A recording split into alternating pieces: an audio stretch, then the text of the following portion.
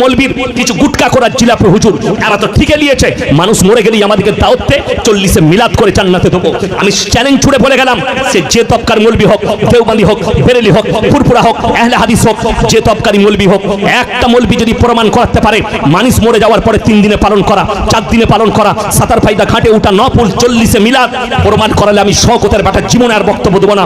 কোরআন হাদিস থেকে যদি বলেন হয়ে আসছে আমার বাপ দাদুর কাল থেকে, ওই জন্যই তো তুমি যদি যখন জেনে যাবে এটা শরীয়ত নয়, তখন তোমাকে সেই জায়গা থেকে সরে আসতে হবে যে এটা আমাদের চোখের সামনে যেটা হয়ে আসছে এটা কোন জায়গা থেকে কেউ উৎপত্তি করেছে, এটার হাদিসে কোরআনে আমার রাসূল আকরাম সাল্লাল্লাহু আলাইহি সাল্লামের আখলাকে চরিত্রে এটার কোনো অস্তিত্ব নেই, তখন আমাদের জীবনে এটার অস্তিত্ব না রাখাই দরকার।